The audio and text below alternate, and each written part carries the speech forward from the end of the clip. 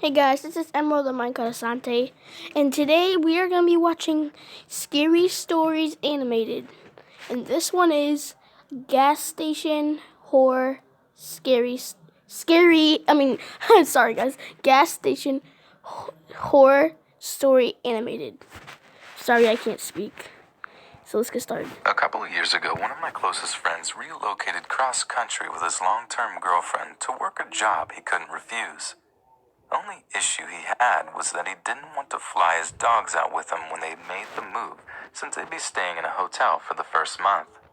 He was also a bit reticent to fly them out due to health concerns for both pets. By the time he located a home to rent, he was missing his furry babies and made the request of his sister, another close friend, and myself to drive them to him in LA. Now, we are Chicago folks, so the trip would be a long one. However, with the three of us to foot the near 30-hour drive, it would be a piece of cake. We left early and drove long hours. Along the way, it was decided between my friend and I that we'd foot the majority of the drive ourselves, and if we needed to, we'd let our friend's sister do some driving.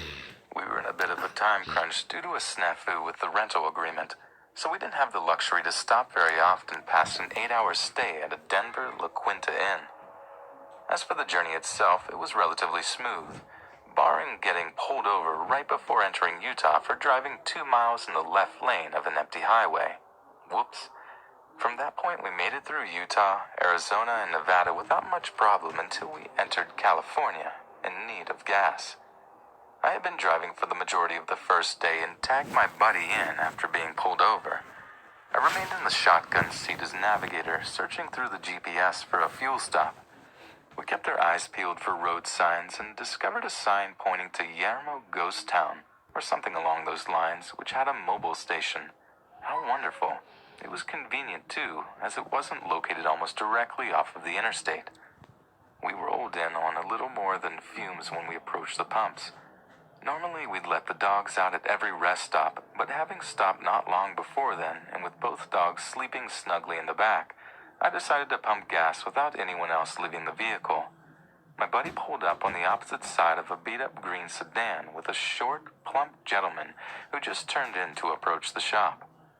I noticed a few other hoopties at the pumps, all unoccupied, and there were a couple of other cars parked up near the station, most likely belonging to the employees, so nothing seemed out of the ordinary. Until I swiped my credit card. The pump rejected my first swipe attempt, which I chalked up to a misread. I swiped again, and the pump read, "Please see attendant." I was annoyed, but we needed gas. I tapped on the window and told my buddy what I was going to do, and asked if anyone needed anything. After taking their orders for Gatorade and Marlboro Reds, I walked up to the store to make a mental note of how strange this gas station was. Kind of quiet, especially for one right off the interstate, but it's no matter. As I walked in, though, more weirdness. First thing I noticed is that there were some boxes of chips just left on the floor, like someone was stocking shelves and just quit. As I veered to my right, I noticed immediately that there was no one milling about in this place. With the 6 cars besides my own out there, I felt like I would see someone. Things got even weirder when I realized that there was no one behind the counter, no customers or workers. And then it dawned on me, what happened to that gentleman who was at the pump adjacent to mine? Surely they can't all be in the bathroom. This is where I began to feel this gnawing sensation in my stomach. Something isn't right. I have always been a person who felt like I could always trust my instincts, and those instincts were screaming at me to just get the hell out. I want to run, but I hold back. I would look suspicious booking it out of the gas station that was empty and decide to just play it cool. Natural. Don't let your body language let on to how badly you're freaking out in your head. I was probably inside of this gas station for only a couple of minutes when I left, but I stopped just before exiting to listen for something. Anything. A flushing toilet would have been a good sound, but nothing. As I exit the shop and see my car, I begin to feel dread.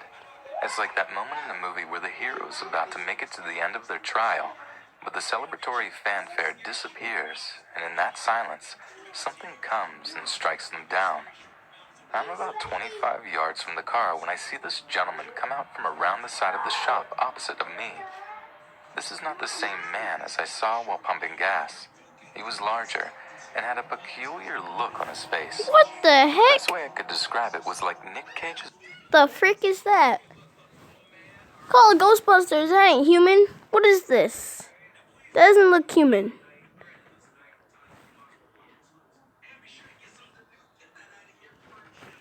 It's kind of painful to do that hand thing. What he's doing right there. It's kind of painful. Look, those look sharp. Look, this kid only got one tooth. You overgrown baby. Look, his eyes are black. Where's your eye pupils? Brr. The heck? Smile from Face Off before the titular act had occurred. I continued walking towards my car, but when I turned back to look at him, he was now walking towards me with a purpose.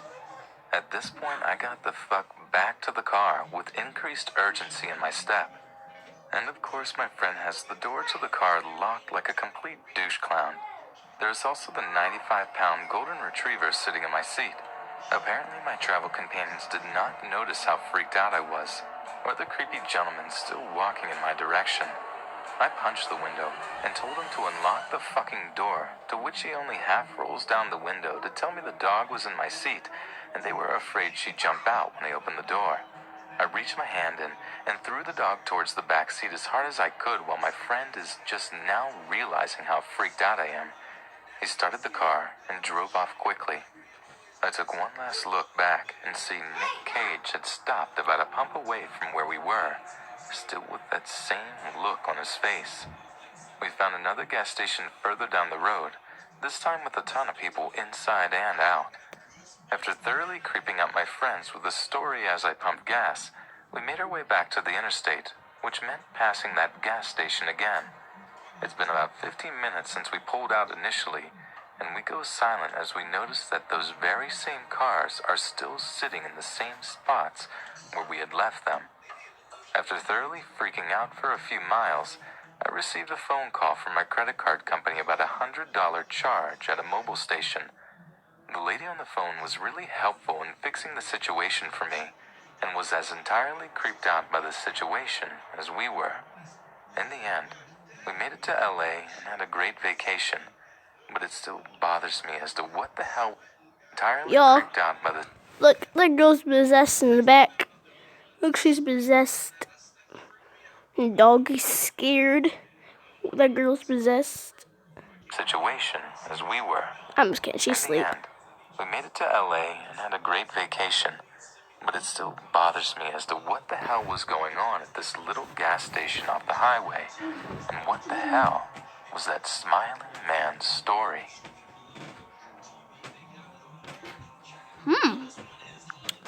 Well, I might have nightmares. I don't know. How long was this? Wow. Let's see, should I do one more?